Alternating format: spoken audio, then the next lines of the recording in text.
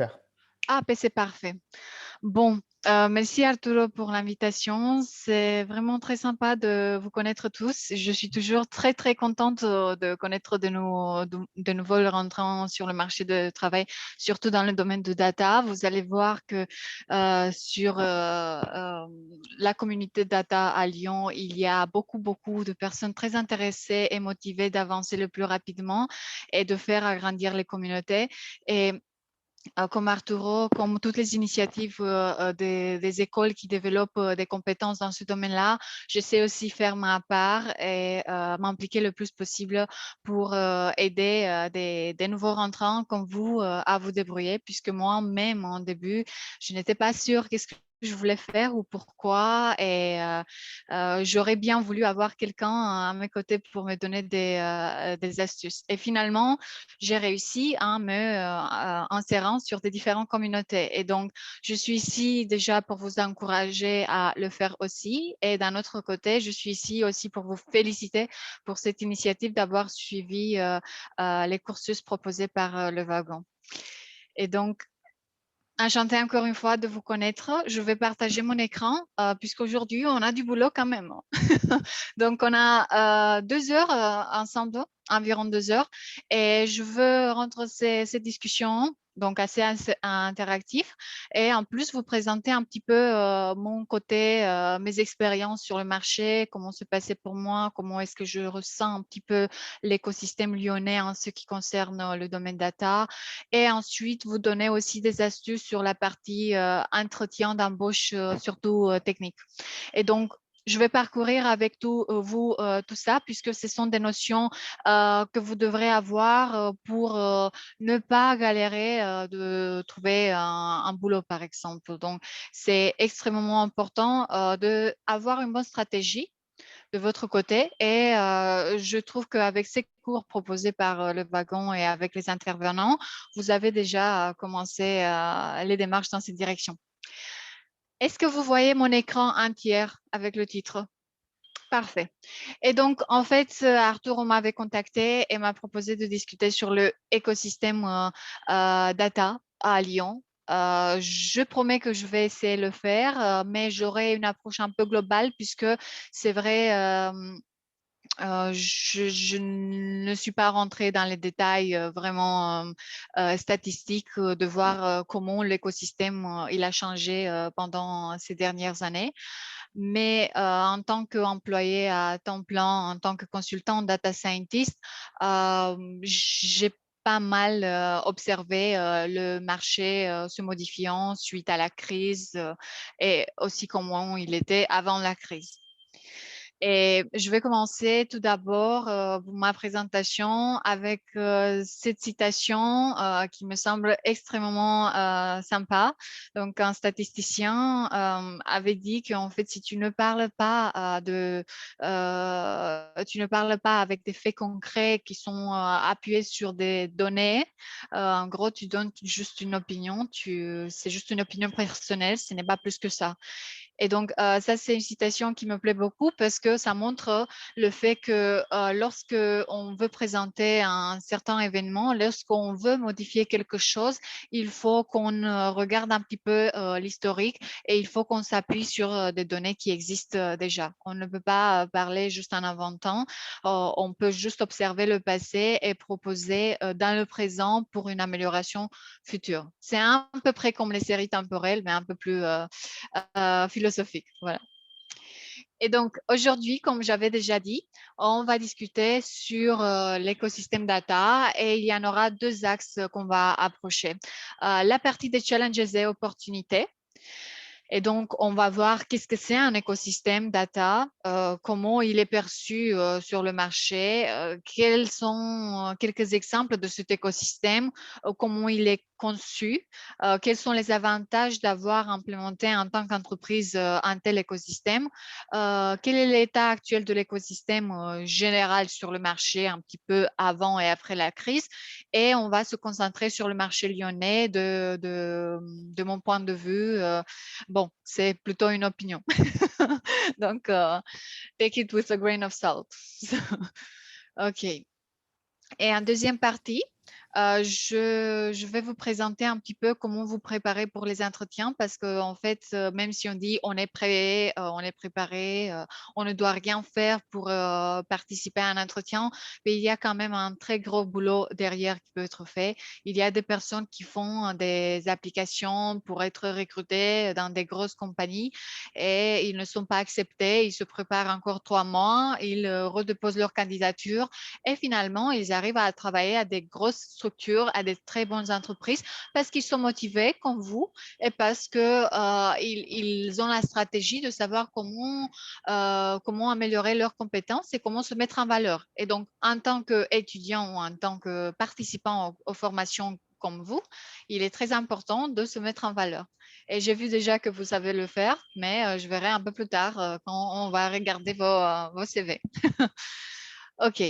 Je vais me concentrer aussi sur la partie entretien technique ça, et les étapes pour faire des entretiens techniques parce qu'en tant que data scientist, data engineer, data analyst, on a quand même cette étape où il faut prouver qu'on est compétent de travailler avec des outils de visualisation ou avec des plateformes différentes, de coder et de comprendre des notions théoriques indispensables comme celles statistiques, etc.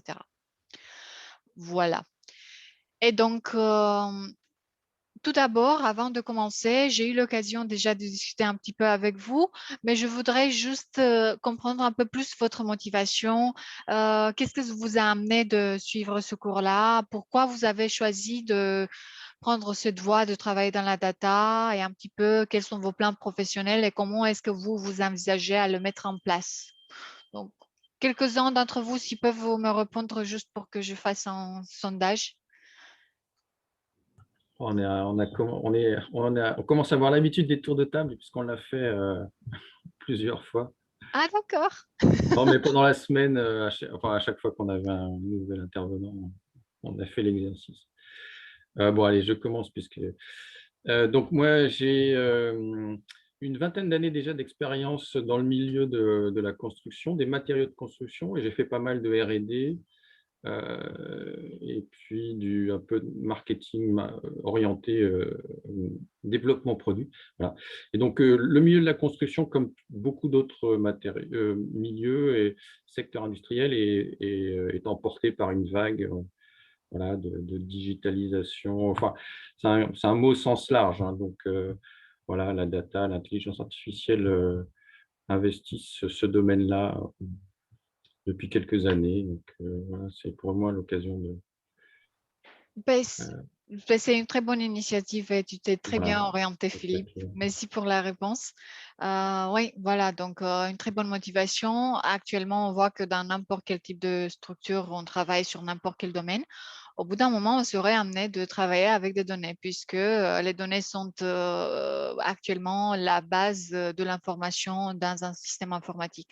Et donc, tout système informatique implémenté en entreprise a besoin de données, a besoin de manipuler ces données-là et de faire ressortir des KPI ou des décisions qui vont servir à la prise de décision économique. Donc, c'est aussi de culture générale parfois à savoir travailler sur les différents utiles et donc c'est une très bonne démarche que vous avez commencé à faire.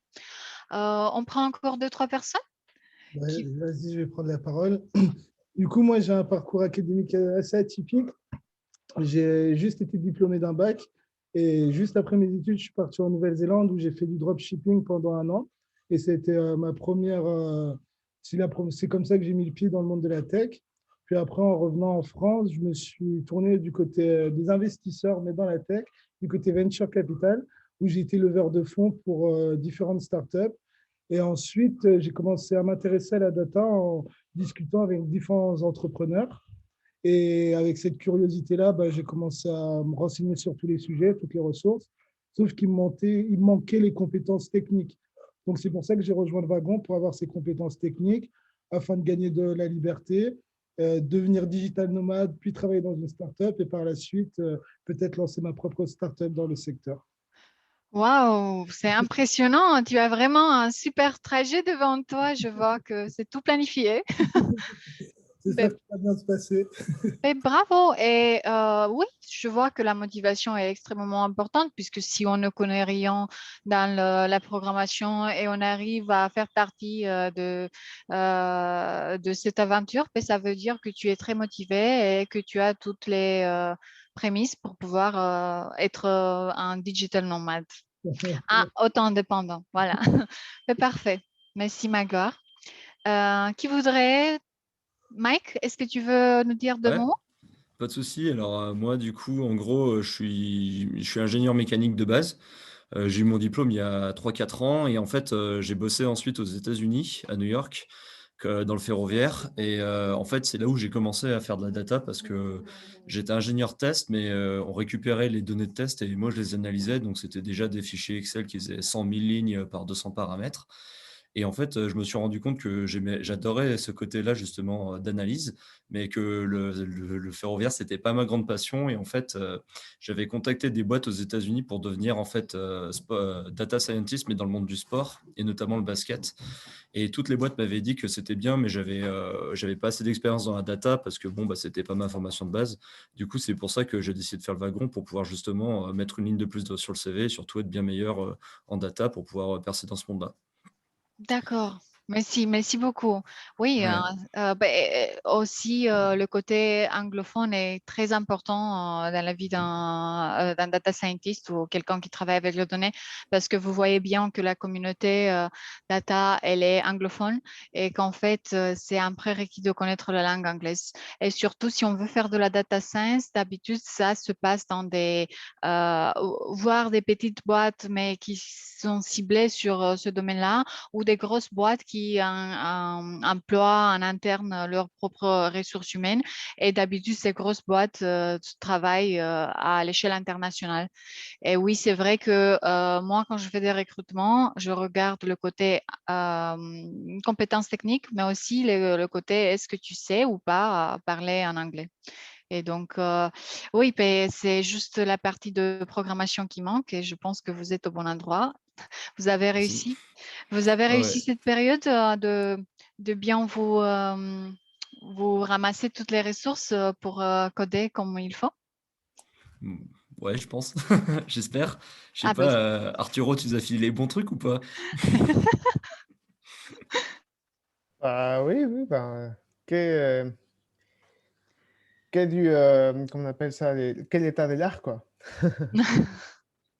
ben, on verra les résultats des examens, je pense. Merci beaucoup, Mike. C'est super. Et avoir de l'expérience à l'international, pareil que Magloire, c'est quelque chose extrêmement important. Ben, super. Et Damien? Bonjour.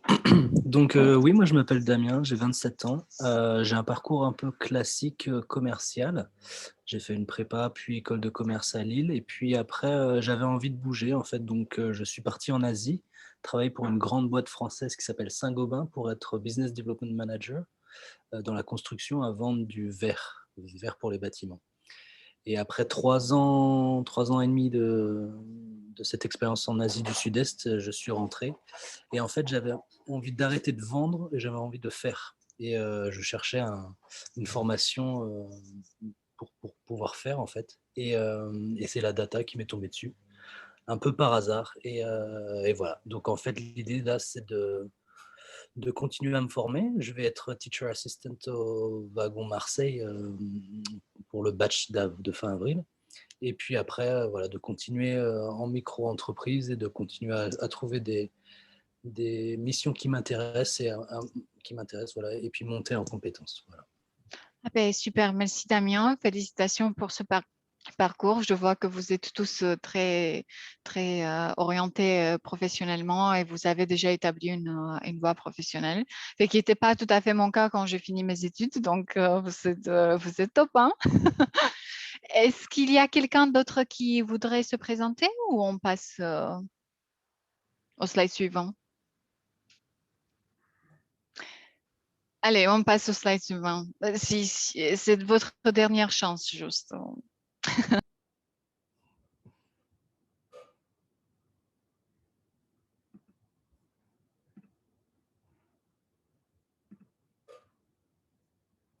Je- Tu t'es mis en Oui, mute? pardon.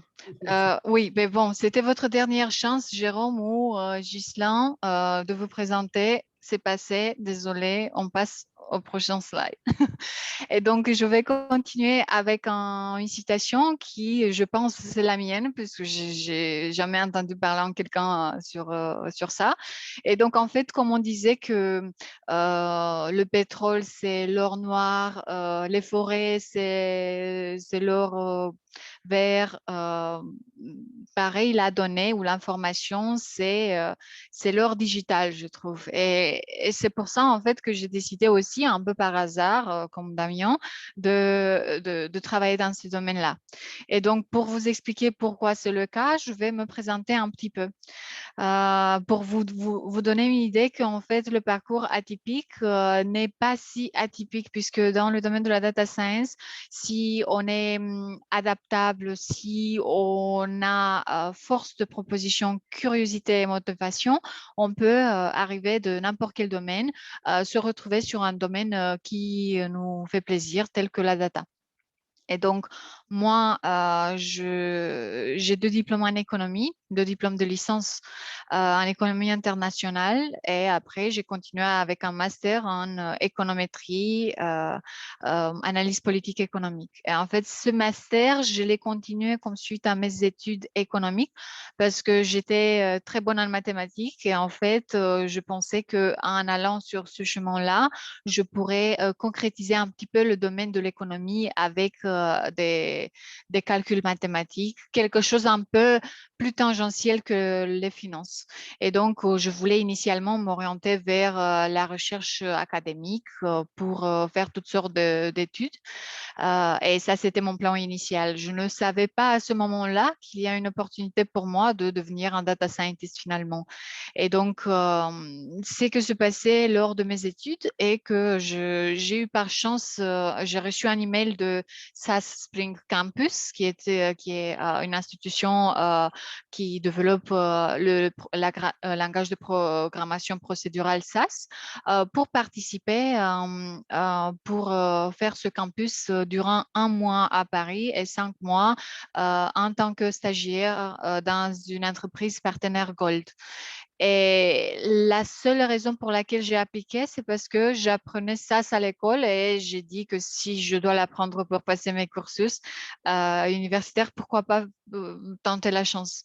Et donc, par chance, parmi 1200, parmi environ 120 ou 150 candidats, j'ai été choisie en première vent et j'ai eu l'occasion de faire cette formation, de passer des certifications advanced et de travailler pour la suite à une entreprise en tant que data analyst sur des grosses bases de données de ses clients dans le domaine d'assurance. Et donc, je ne connaissais pas trop le langage de programmation, quoi qu'il soit. J'ai dû l'apprendre à la volée. Euh, Heureusement, la bonne chose était que j'ai aussi passé mon examen à l'université et donc c'était fusillé deux lapins d'un coup. Et ensuite, j'ai vu que le langage de programmation SAS, qui est un langage statistique, est super intéressant et que pour aller plus loin, de toute façon, faudrait se développer aussi sur des autres langages. Puisqu'en tant que data scientist ou en tant que personne qui travaille avec les données, on peut être très bon sur un outil de programmation, mais il faut qu'on soit capable de s'adapter sur n'importe quel autre type d'outil. Et donc, le fait d'avoir travaillé 20 ans sur un langage de programmation ne veut rien dire, mais le fait de savoir s'adapter à un autre langage est ce qui compte le plus pour les entreprises actuellement. Et donc, quand je parle avec des candidats, je cherche toujours ce côté, est-ce que tu as cette capacité de t'adapter? Est-ce que les concepts que tu avais appris sur des outils de visualisation différents, tu vas être capable à les appliquer dans les outils de l'entreprise pour laquelle je t'embauche ou pas. Et d'habitude, les programmeurs sont très capables de faire ça. Et donc, si on a travaillé, par exemple, un langage de programmation R, on sera capable de s'adapter pour Python. Bien sûr, les concepts restent les mêmes, mais en fait, c'est juste le langage, c'est le vocabulaire qui change. Et ça c'est quelque chose qu'on peut rapidement, sur lequel on peut rapidement monter en compétence. OK? Mais si on ne connaît rien au début, ben, c'est un peu plus difficile pour monter en compétence parce que le domaine il est si vaste qu'on ne sait pas par quoi commencer. Et c'est pour ça que pour vous, le fait d'avoir fait un langage de programmation maintenant ben, vous donne toutes les portes ouvertes pour pouvoir vous adapter au système informatique de chaque entreprise où vous voulez travailler. Et donc, j'ai commencé à apprendre Python. Mais c'était extrêmement intéressant. J'ai commencé à participer à des petites compétitions sur Kaggle, etc. Ça a commencé à me plaire de plus en plus et j'ai commencé aussi à me orienter vers la partie traitement et nettoyage de données puisque c'était quelque chose que je n'avais pas fait à l'école. Et vous savez qu'à l'école, on fait 100 lignes d'observation comme traitement. On ne travaille pas dans le monde de la big data, on ne travaille pas avec des milliers de millions d'observations. Et donc, tout ce monde-là, on l'apprend à la volée, on l'apprend en l'expérimentant. Et pour moi, ça, c'était un peu difficile au début. J'ai dû forcer, j'ai dû m'auto-former, j'ai dû être aussi motivée comme vous pour arriver où je suis actuellement. Et c'est un chemin assez long puisque on pense toujours qu'on voit le but, on voit la cible et qu'il y a une trajectoire toute droite pour la suivre, mais en fait, il y a toutes sortes de hauts et de bas, de démotivation. On pleure dans un coin.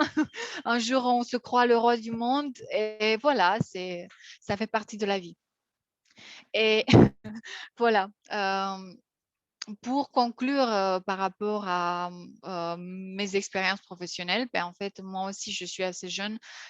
J'ai 4 ans d'expérience dans la data. Je suis actuellement consultante chez Devoteam, qui est une ESN, donc une boîte de consultance sur Lyon. Donc, je travaille à temps plein chez un client. Euh, je fais aussi de project management sur des différents projets qui touchent à la donnée.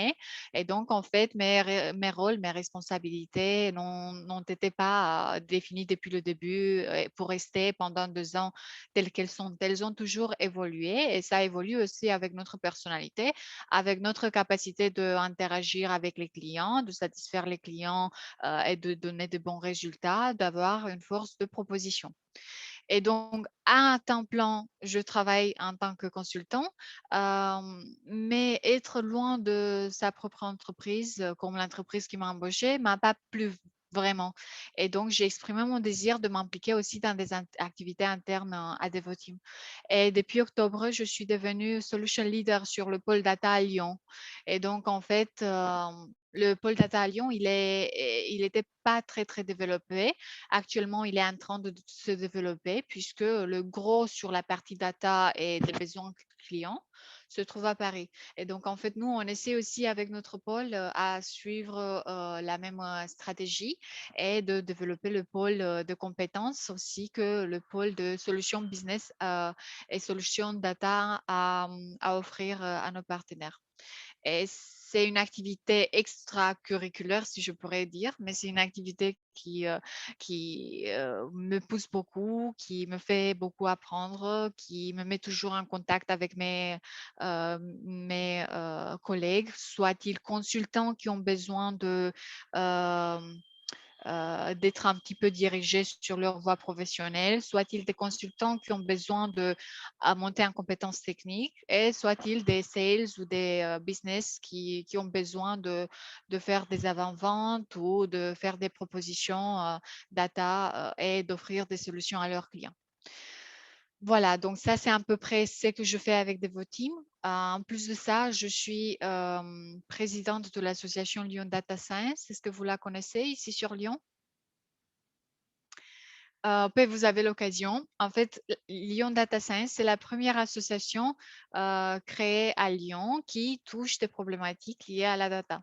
OK, donc c'est une grosse association qui a euh, qui a des conférences mensuelles sur des problématiques data ou sur des sujets liés à la data. On a aussi des intervenants comme vous avez qui présentent un petit peu des use cases ou de retours d'expérience de leur propre activité ou qui veulent tout simplement partager ce qu'ils ont appris de point de vue technique, soit-il sur le big data ou sur le machine learning ou sur d'autres domaines qui touchent à la data. Et donc, je vous encourage à aller la chercher puisque c'est une communauté extrêmement active et c'est comme ça que j'ai réussi justement à me familiariser au début avec tout le système lyonnais sur le côté data. Et comme information intéressante, ben, le public il est assez divers. Donc, on peut avoir des étudiants de différentes écoles ou institutions. On peut avoir des recruteurs, on peut avoir des entreprises qui désirent à collaborer. On a des différents sponsors qui cherchent aussi des ressources humaines. Donc, pour vous, ça serait une super astuce si je vous dis qu'il faut être très actif sur les réseaux sociaux qui touche à votre domaine. OK? Donc, il est important pour vous de rentrer en contact avec les personnes qui font la même chose que vous désirez faire. Voilà. Et en plus de ça, justement, je suis arrivée ici pour discuter avec vous parce que je suis aussi dans mon temps libre enseignante vacataire à mon université Lyon 2 où j'étais étudiante pour des cursus de modélisation des données pour servir à la visualisation. Donc, je suis restée en contact avec la responsable de master et elle a été très intéressée pour moi de créer un nouveau cours.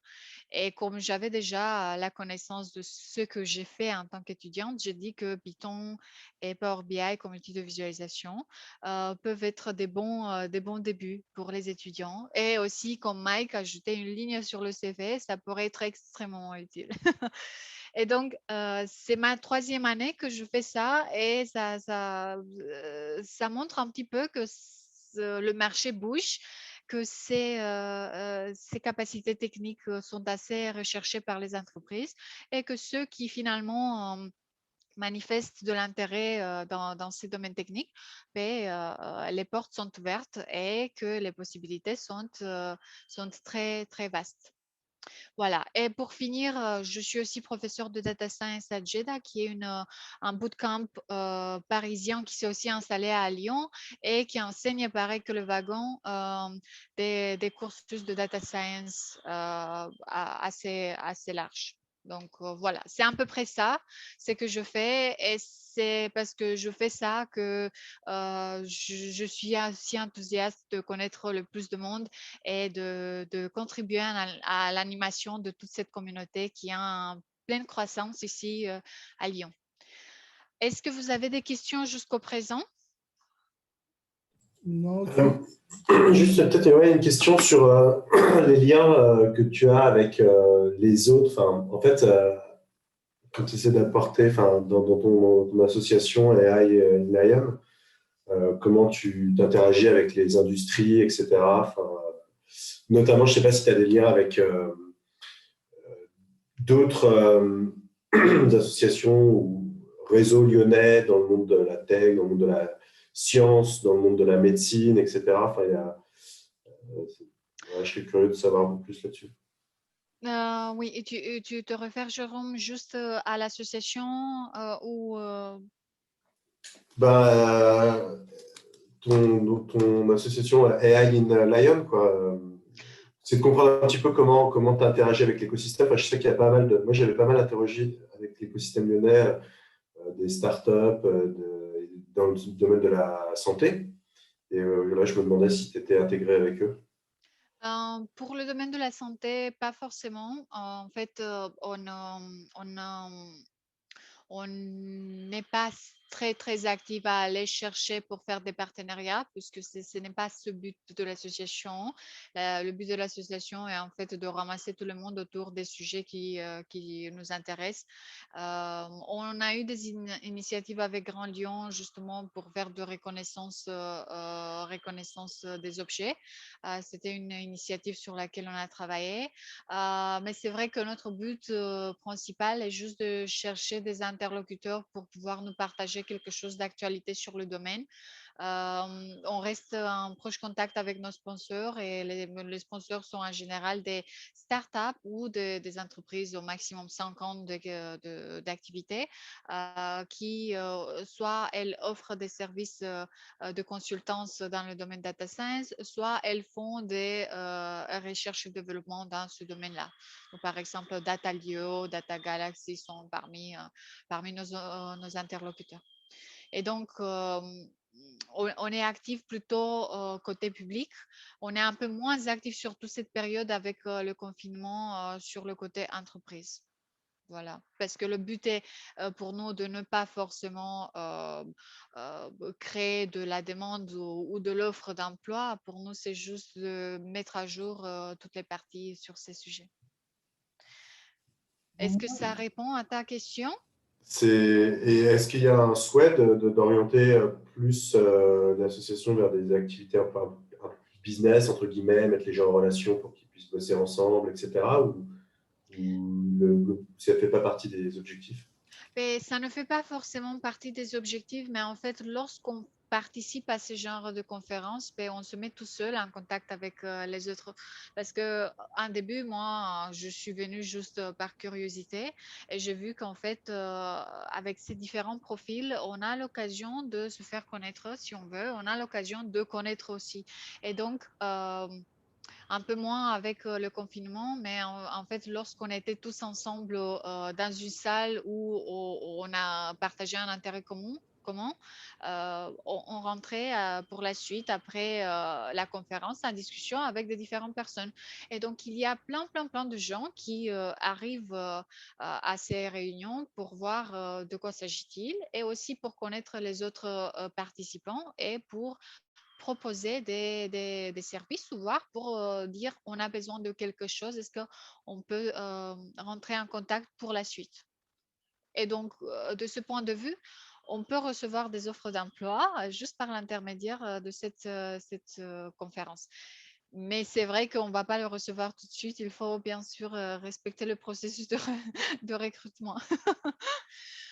Et par rapport aux autres associations, nous avons eu des initiatives avec Lyon et ISEA, mais c'est vrai qu'au bout d'un moment, on partage le public et en fait, forcément, les activités qu'on fait sont connues dans les autres associations et l'inverse, parce que le public, il tend à être le même tout le temps.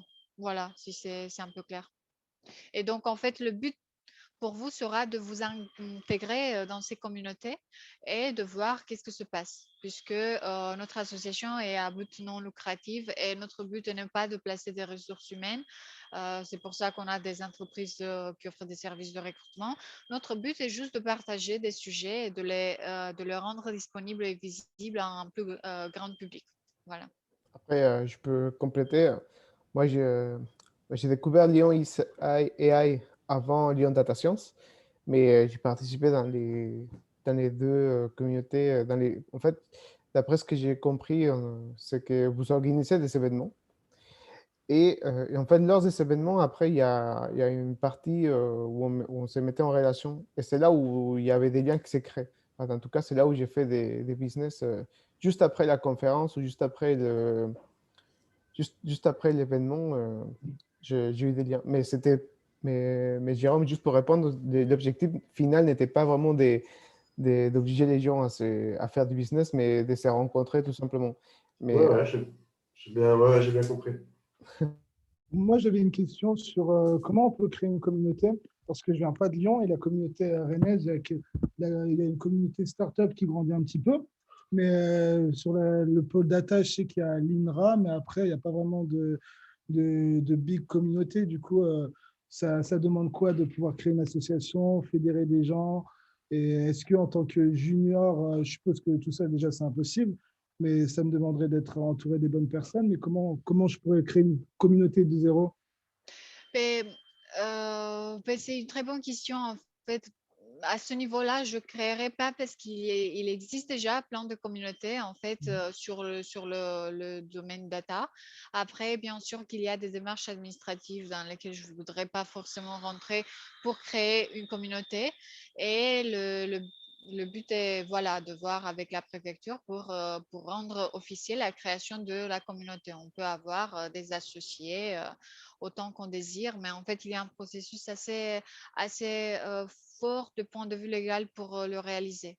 Et donc, quand je suis arrivée, je ne suis pas partie de zéro puisque l'association elle était créée, mais en fait, je m'occupe avec les démarches administratives de l'association actuellement avec mes collègues. Et donc, en fait, je vois qu'il y a toujours ce besoin de mettre à jour le changement de situation.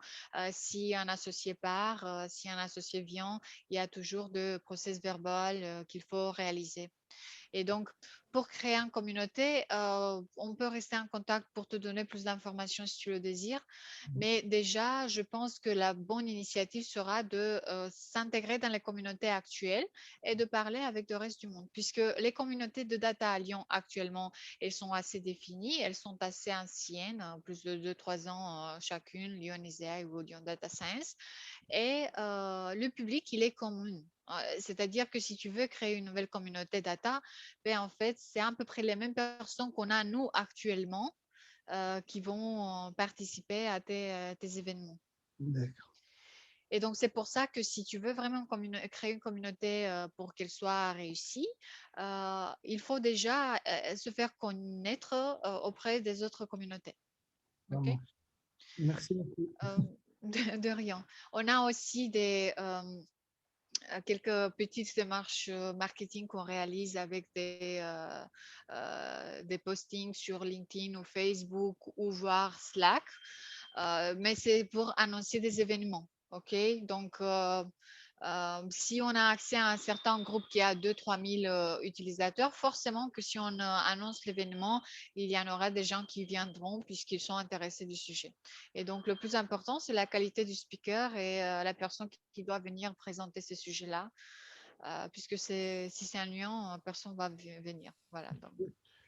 Et dans la même direction, juste aussi pour nous inspirer, le premier événement que tu as organisé, il y avait combien de personnes? Comme j'ai dit, en tant que co-organisatrice de l'association Lyon Data Science, je n'ai pas organisé un premier événement, mais en gros, il y a environ 50-60 personnes qui participent. Ça, c'était avant le confinement. Actuellement, en ligne, il y a environ 40, voire 60, voire 70 parfois. Ça dépend. Mais on a toujours un public qui est là. Et parfois, ce sont les étudiants, puisqu'ils ont besoin de crédit. Et comme ça, ils apprennent aussi quelque chose de nouveau. Donc, c'est win-win pour tout le monde. Voilà. Est-ce que tout c'est bon? Je peux passer au slide suivant qui rentre dans le core du sujet. Allez. OK, on fait ça. Donc, encore une fois, comme je disais, la donnée est l'or numérique de notre ère moderne. OK? Et en gardant ça en tête, j'ai réussi à m'intégrer sur des différentes communautés pour me faire connaître et pour saisir des différentes opportunités. Voilà. Et donc maintenant, on commence vraiment dans le corps du sujet, c'est l'écosystème data. À peu près, qu'est-ce que ça veut dire l'écosystème data? Et donc, l'économie fondée sur des données donne lieu à l'émergence d'un écosystème économique à l'intérieur duquel on peut dire qu'il y a des nouveaux modèles qui apparaissent, des nouveaux modèles d'affaires qui apparaissent et des formes originales de collaboration intra- et intersecteurs privé ou public. OK? Donc, en fait, un écosystème est celui qui relie plusieurs parties prenantes autour d'un certain sujet avec un but lucratif derrière. OK? Mais cet écosystème, s'il est un peu plus ciblé sur la partie data, et alors il veut dire quoi? Qu'il y a des parties prenantes qui s'intéressent autour de la donnée et qui collaborent intra ou intersecteurs au but de améliorer leurs activités économiques tout simplement. OK? Et donc, pour commencer de la définition, un écosystème de données est un ensemble d'infrastructures, d'analyse et des applications utilisées pour capturer et analyser les données. OK, c'est ça un écosystème data. Donc, on peut parler d'un écosystème data à niveau de l'entreprise. On peut aussi parler d'un écosystème data en dehors de l'entreprise au sein du même domaine dans lequel l'entreprise travaille et aussi un écosystème data inter-domaine, donc inter-secteur. L'écosystème de données fournit aux entreprises des données sur lesquelles elles s'appuient tout simplement pour comprendre leurs clients et prendre les meilleures décisions en matière de tarification, par exemple, ou marketing ou des opérations. Donc, jusqu'au présent, quand on a discuté des associations, s'associe l'écosystème data, les associations data font partie d'un écosystème data et elles, ensemble avec le public intéressé dans le domaine, avec les étudiants qui travaillent, qui apprennent sur la donnée, avec les personnes embauchées qui travaillent dans la data, avec les professeurs et avec les entreprises, elles toutes font ce système, cet écosystème de la donnée. Et donc, le terme d'écosystème est utilisé plutôt qu'environnement. Pourquoi?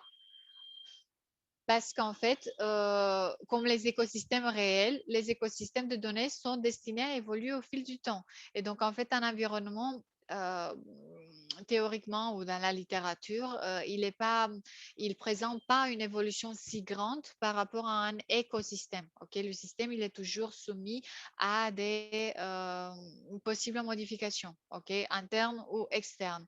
Donc, exogène, c'est-à-dire externe, ou endogène au système en soi-même. Et donc, comme exemple, je vous montre ici un écosystème de big data moderne, parfois appelé pile technologique. C'est comme ça qu'on l'appelle parce que maintenant, avec la donnée, on est toujours ramassé à cette problématique de stockage de données, des gros volumes de données qui commencent de plus en plus à prendre de l'ampleur.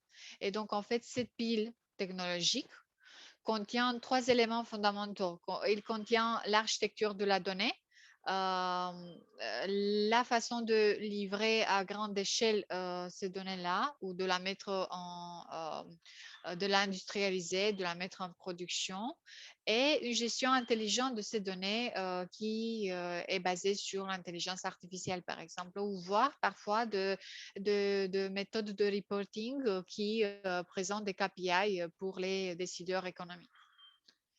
Donc, ça, c'est grosso modo rapide la définition d'un écosystème data. Donc, encore une fois, pour récapituler, ça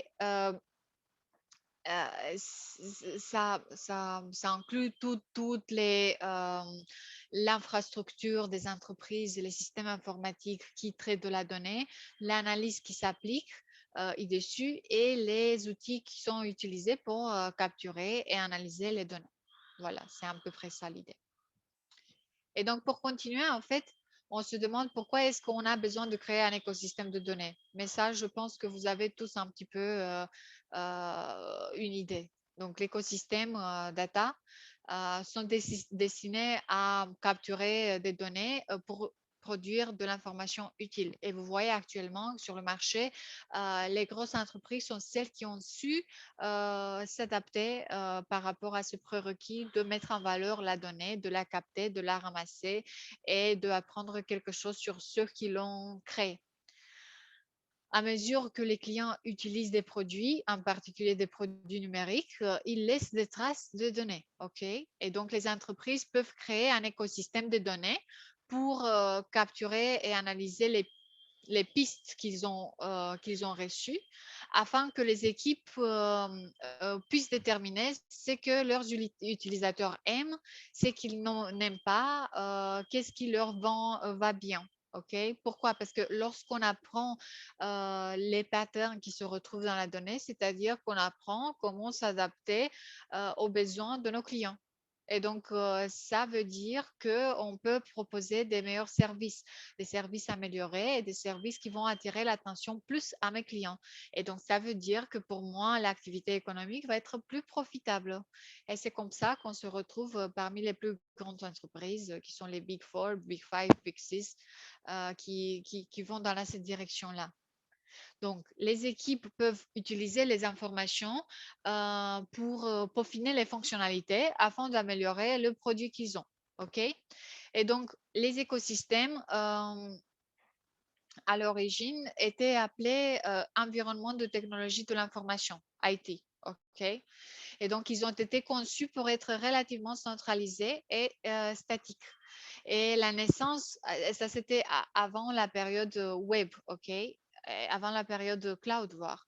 La naissance de services web et cloud a forcément changé l'approche vers la donnée. Et désormais, les données sont capturées et utilisées dans toutes les organisations.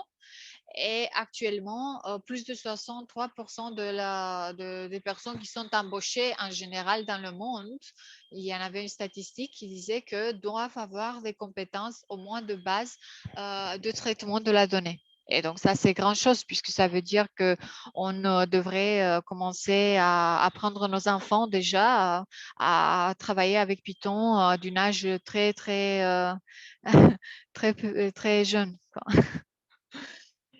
Et voilà, c'est à peu près ça l'idée de l'écosystème. Et donc, chaque entreprise crée son propre écosystème. OK? Donc, on considère l'entreprise comme une cellule du système capitaliste. OK? Et donc, chaque cellule a sa propre cuisine, sa propre façon de réagir. Mais chaque cellule, elle est aussi influencée par toutes les autres cellules. Et donc, en fait, si on n'est pas capable à gérer de la donnée telle qu'elle arrive, ben alors on va rester derrière, on va mourir rapidement. Voilà. C'est à peu près ça l'idée et le fait de créer cet écosystème donne un avantage concurrentiel extrêmement important aux entreprises. Pour donner un exemple d'écosystème, ben, en fait, j'ai pris, bon, c'est pas extrêmement lisible parce que c'était un map. On peut faire de mapping, des cartographies des systèmes, d'écosystèmes data. Et donc, Open Data Institute, donc c'est un institut qui gère de la donnée open source, OK, a développé quelques exemples de cartes, parmi lesquelles celle de transport londonais. OK? Et elle se base sur des concepts des écosystèmes de la donnée qui illustrent par exemple les actifs de données, c'est-à-dire les données en soi-même qui évoluent, qui sont utilisées, partagées, évaluées. Les personnes et les organisations, donc les acteurs qui sont impliqués à ces processus-là, dans la création des résultats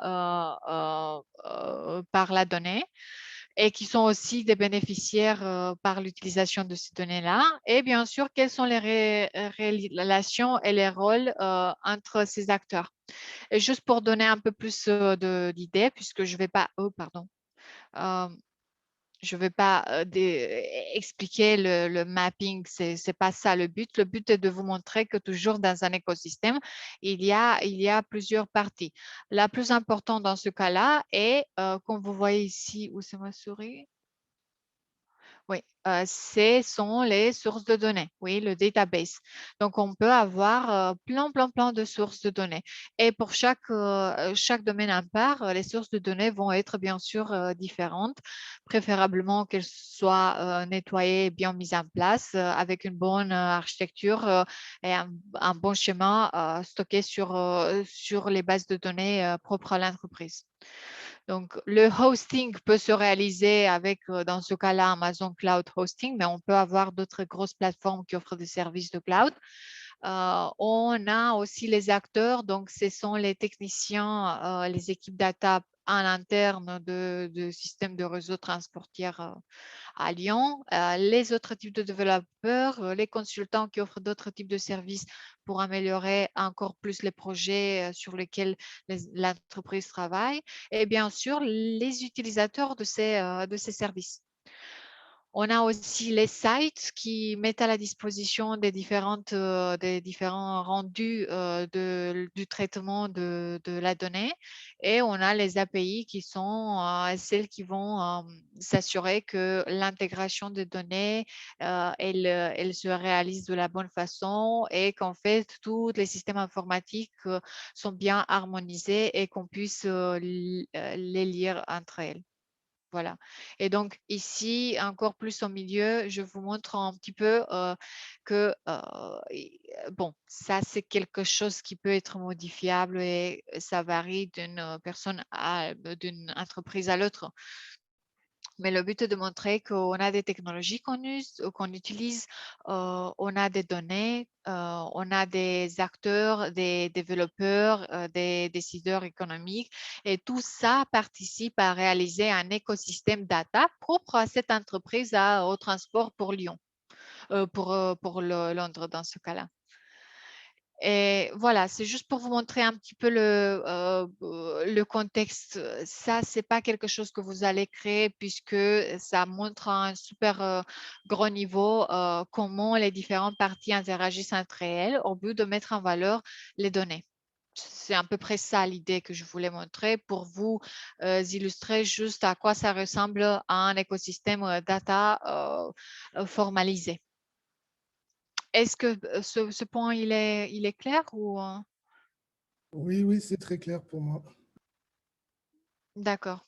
OK, ben merci. Voilà, il y a des articles aussi qui traitent ce point-là si vous voulez plus de détails. C'est vrai qu'il y a aussi des entreprises qui s'assurent juste que l'écosystème de la donnée n'est pas n'importe comment et qu'en fait, toutes ces données sont bien sécurisées et qu'en fait, le transfert d'une base de données à l'autre se fait dans les bonnes conditions, que l'accès à la donnée est bien réalisé, que la data privacy est bien respectée, etc. Donc, il y a tout un domaine qui traite juste comment manipuler la donnée pour qu'on puisse la valorifier, la valoriser sans se confronter avec des difficultés légales.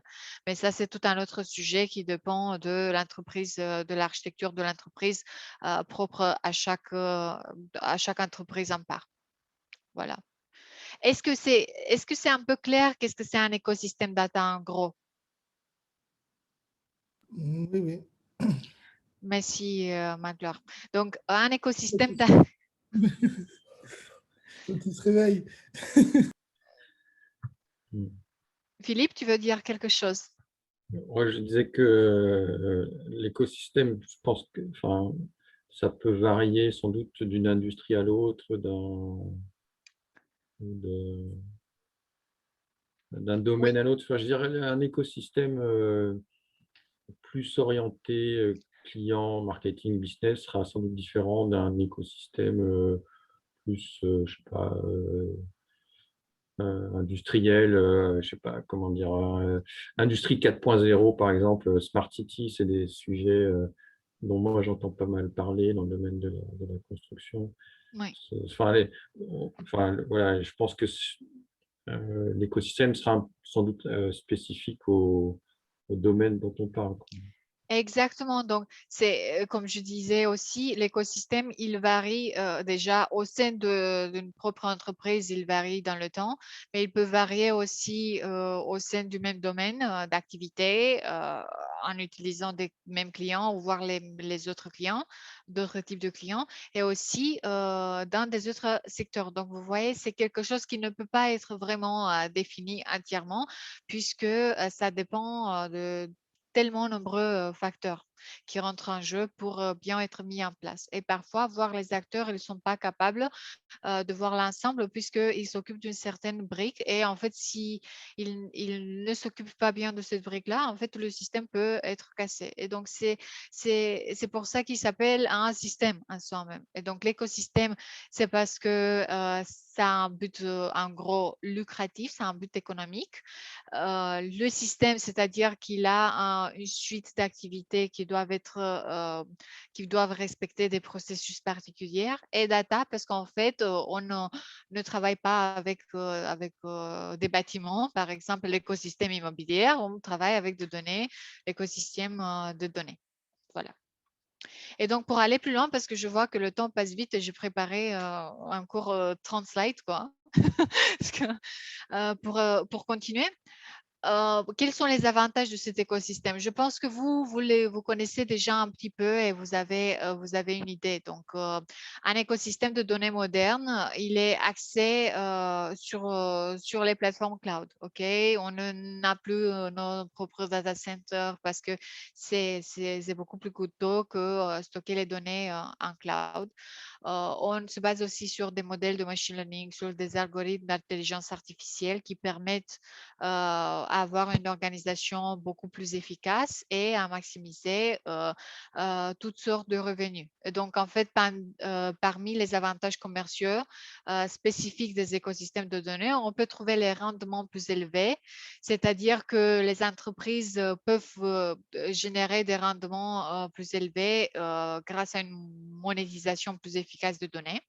Et donc, en fait, il y a toute une industrie maintenant qui traite, comme l'industrie boursière, traite de la donnée. Voilà.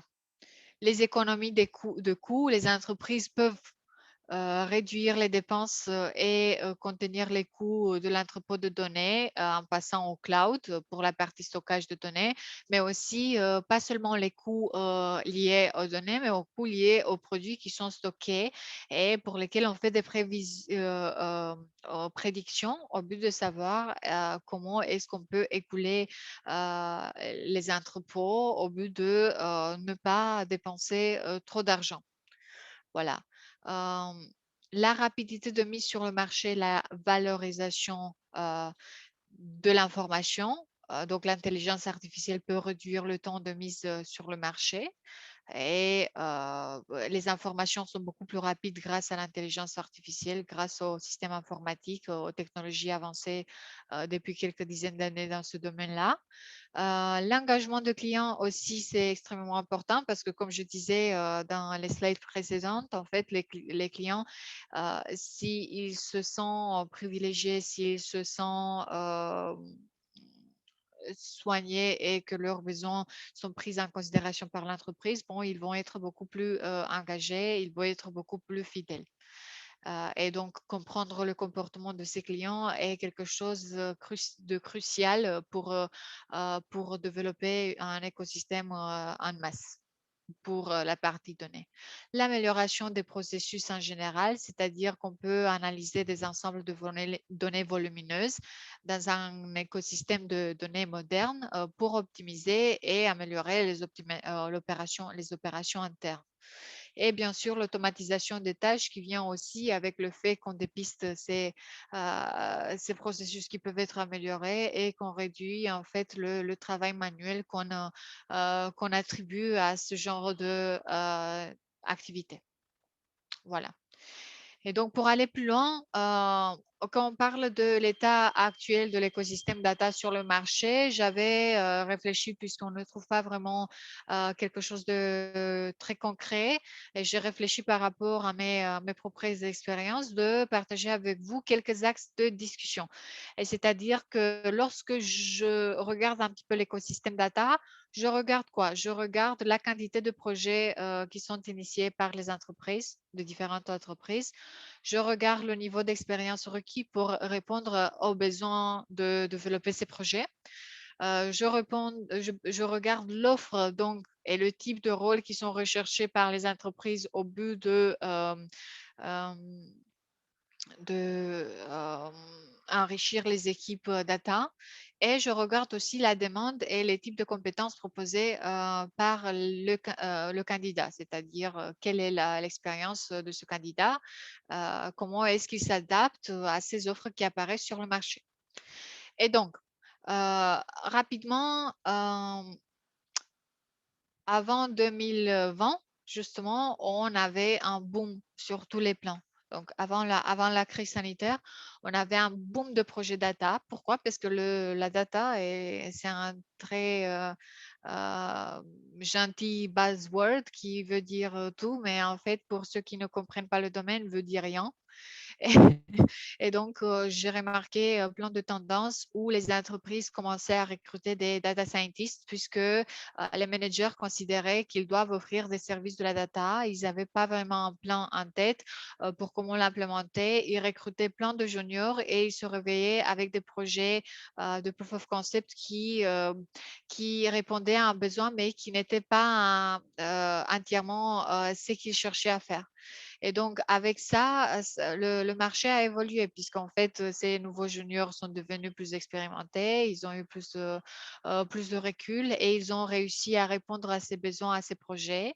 Et voir sur le marché lyonnais, j'ai constaté que il y a 5 ans, les projets data étaient vraiment très rudimentaires.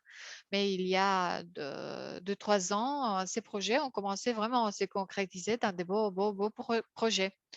Et donc, le niveau d'expérience qui était requis à ce moment-là, c'était avancé, mais bien sûr qu'on n'avait pas trop de ressources humaines pour le faire puisque les universités et les entreprises commençaient à dépister ce besoin des entreprises à embaucher des ressources humaines qui connaissent le domaine de la donnée.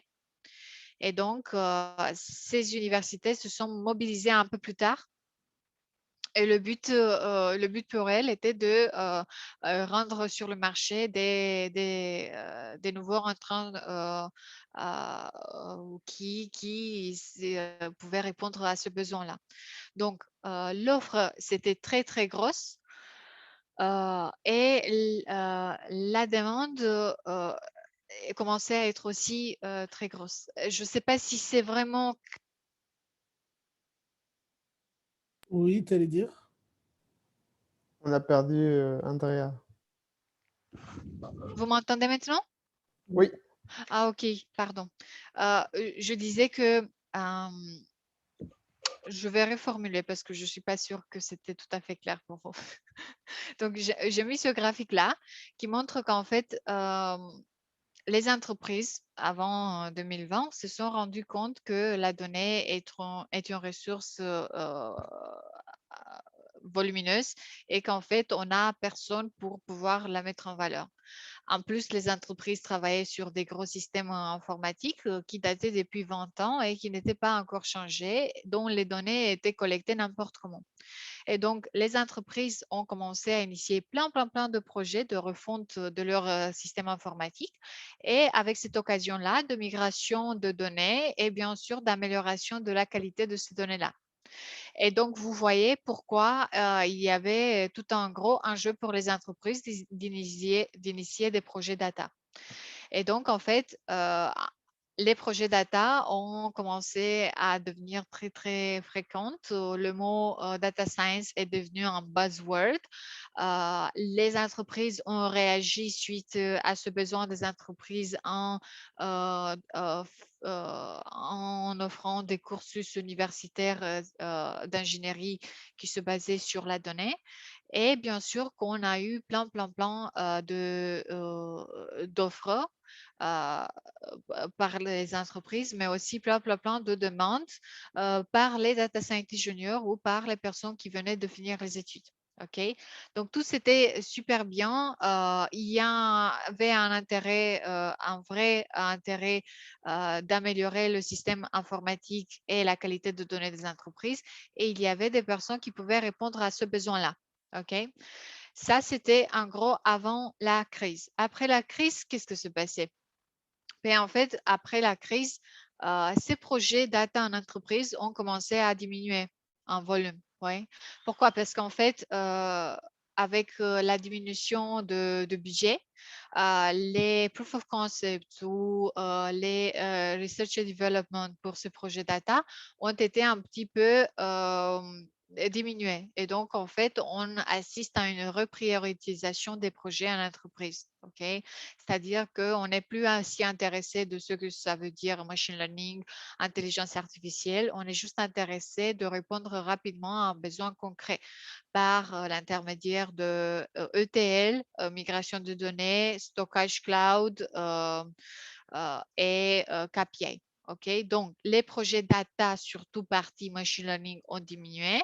Le besoin de data scientist a diminué, mais le besoin de data engineer a augmenté. OK, et c'est pour ça que je disais à Magloire tout à l'heure, et c'est une super bonne idée de s'orienter aussi sur ça, puisqu'en tant que data scientist, on sera amené à faire beaucoup de choses. OK, et un data scientist, il est un intermédiaire entre le métier qui a besoin d'un produit ou d'une solution et les vrais développeurs qui vont mettre tout ça en place.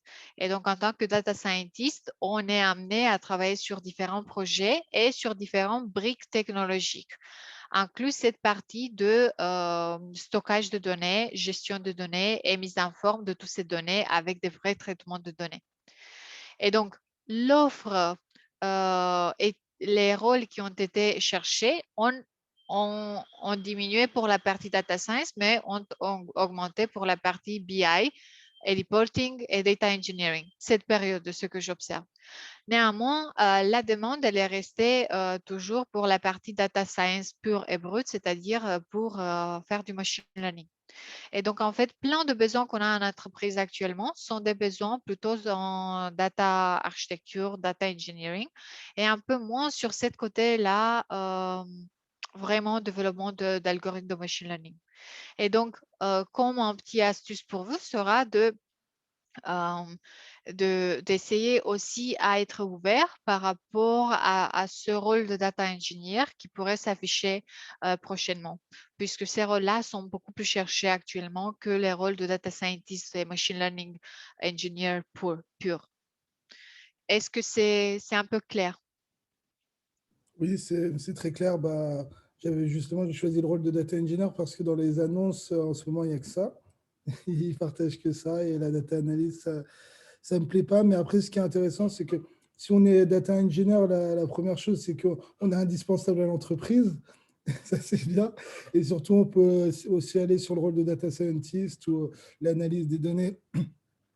Et donc, c'est vraiment une analyse qui est très proche du monde du travail. Donc, c'est top.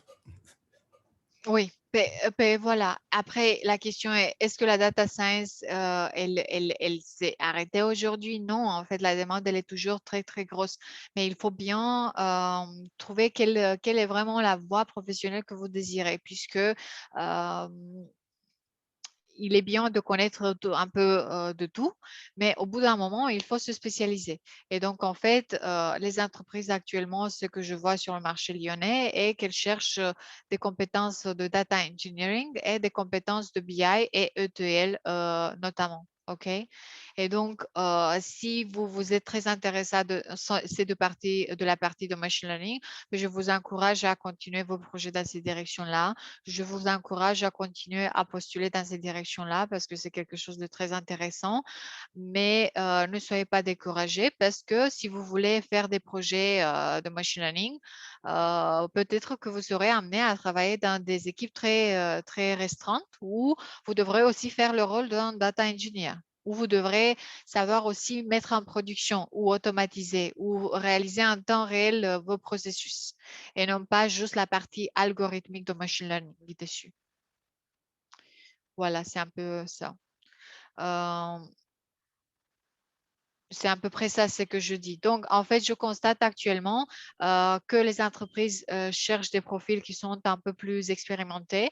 Mais si ces profils ne sont pas tout à fait expérimentés, le fait de pouvoir avoir des projets, un portefeuille ou des preuves que vous pouvez vous débrouiller dans un certain environnement, c'est quelque chose qui va vous aider beaucoup et à vous mettre en avance. Voilà. Et une autre chose que j'ai remarqué qu'on n'a pas trop renforcé à l'université, par exemple, c'est cet aspect travailler sur sur cloud. Donc, connaître des plateformes comme Microsoft, Amazon ou Google Cloud, c'est quelque chose qui est très recherché actuellement. Parce que depuis le début de la crise, en fait, le travail en télétravail a facilité justement le travail à distance. Voilà. C'est-à-dire que les entreprises, la majorité des entreprises sont partenaires avec un de ces trois grandes plateformes. Et en gros, toutes les entreprises et tous les clients de ces entreprises utilisent plus ou moins un de ces plateformes. Et donc, la majorité des compétences qu'on recherche actuellement, ce sont des compétences de Microsoft ou de AWS ou de GCP. Donc, une personne qui a des compétences de data analyst, de data engineer sur ces plateformes est quelque chose qu'on est fortement très désireux d'avoir dans nos équipes. Et voir pour DevOps, c'est dans la même situation. On cherche des DevOps, on cherche des cloud engineers, on cherche des personnes qui savent monter une plateforme cloud chez les clients et qui savent la maintenir. Est-ce que par rapport à ça, il y a des questions? Est-ce que, à tout hasard, Google met en ligne des tutoriels, j'imagine, mais une petite certification, je sais pas, qui me permet de mettre, voilà, j'ai suivi tel module de Google Cloud et je suis certifié niveau 1, niveau 2 ou je sais pas quoi de Google. Ça, c'est une très bonne initiative. Et c'est pas juste Google, en fait, aussi AWS et Microsoft proposent des formations et proposent aussi des certifications pour monter en compétences sur ces sujets. Et je vous encourage forcément à le faire parce que c'est vrai que dans les CV que je regarde ou dans les candidats que j'ai, s'ils n'ont pas déjà d'expérience en entreprise sur ces plateformes, ils n'ont pas vraiment de connaissances de ces plateformes-là. Et donc, en fait, si vous n'avez pas d'expérience sur ces plateformes en entreprise, ben, c'est un point extrêmement important si vous pouvez prouver que vous avez suivi telle formation qui vous donne les notions de base sur ces plateformes. Thomas, quand Thomas a présenté comment utiliser Google Kubernetes, il vous a mis un lien à un moment donné sur comment faire la certification Google pour si jamais vous voulez aller plus loin. Mais juste, vous avez déjà touché à comment déployer les modèles en Google Cloud Platform. Hein? Voilà, voilà, c'est déjà un très bon début. Hein? Oui, Oui, mais Vous savez utiliser Docker, vous savez comment mettre l'image en Google Kubernetes ou Google Cloud Run. Et, après, Et, et oui, oui, désolé, Arturo, je t'ai interrompu, mais en fait, savoir des fonctionnalités sur Google Cloud, c'est exactement la même chose, sauf que les autres endroits où il faut faire la même chose sur Microsoft ou sur AWS. Donc, c'est pour ça que, par exemple, si je vois un candidat qui a des connaissances en Google Cloud, mais le besoin pour le client, c'est Microsoft, je saurai qu'il va se débrouiller. OK, parce que en gros, il a vu déjà, il comprend en quoi consiste une plateforme et comment l'utiliser, une plateforme cloud. Est-ce que c'est bon pour tout le monde? Vous avez des autres questions? Peut-être je n'ai pas tout inclus, après c'est impossible, mais bon, si vous n'avez pas d'autres questions, de toute façon, sachez que vous pouvez me contacter par LinkedIn pour l'autre type de questions. Ouais. Ou contacter Arturo qui pourrait me contacter aussi. Voilà. OK, ben, J'ai essayé juste rapidement à vous présenter l'écosystème. Après, c'est vrai qu'on n'arrivera pas à tout nous dire puisque le sujet il est très vaste et donc il y a déjà 1h20 qui est passée sur ça. Mais je vous propose maintenant de se concentrer un petit peu sur la stratégie d'approche des candidatures vers les entreprises. Donc, sachez que les entreprises actuellement sur Lyon sont à l'écoute des compétences dans le domaine de la data, notamment pour la partie data engineering et notamment pour des plateformes cloud. Et qu'en fait, il reste à vous maintenant de vous préparer, de vous créer une bonne image pour pouvoir être éligible pour un certain poste que vous désirez sur le marché lyonnais. Et donc, avec ça, je vous propose de passer à la préparation aux entretiens techniques. Est-ce que vous avez eu déjà une petite discussion sur ce domaine-là ou pas trop? Non? Pas du tout. Ok, ben c'est le bon moment. Et sachez aussi que sur mon compte LinkedIn, il y a d'autres vidéos que vous pouvez regarder qui parlent un peu plus en détail sur ce domaine parce que apparemment c'est un sujet qui est important et qui n'est pas suffisamment approché. Et donc, en fait, se préparer pour des entretiens techniques, c'est comme se préparer pour un examen. Et parfois, les individus ne savent pas vraiment comment le faire. Et donc, c'est pour ça qu'il y a plein de ressources en ligne, mais il y a aussi plein de personnes qui peuvent vous accompagner pour vous débrouiller dans cette direction.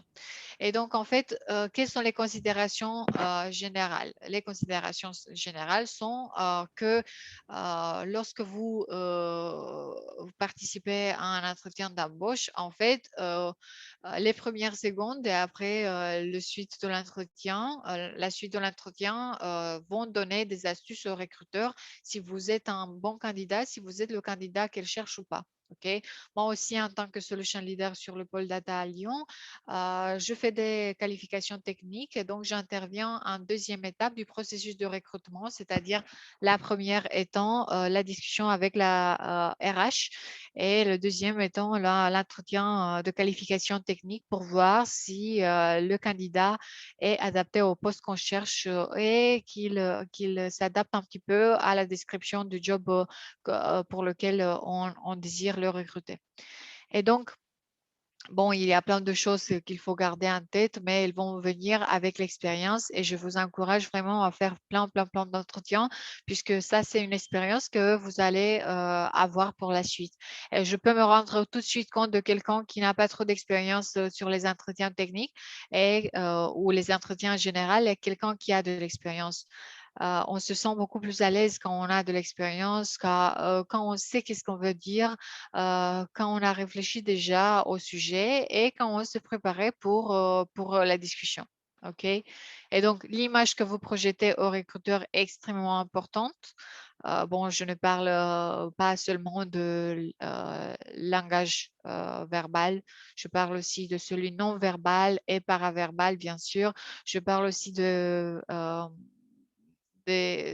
vos vêtements, comment vous vous présentez, de votre capacité à être sérieux, de votre capacité à être à l'écoute de ce que le recruteur veut vous dire. Votre personnalité elle est très importante parce que le recruteur se demande si vous êtes un bon ajustement culturel pour l'entreprise. Ça, c'est quelque chose de très important qui fait partie de soft skills que vous devrez maîtriser. Ça, pour la première étape, en amont de voir la discussion de qualification technique. Ça dépend aussi de la personnalité, des attentes, de l'humeur du recruteur. Pourquoi? Parce qu'en fait, le recruteur, il est une être humaine aussi.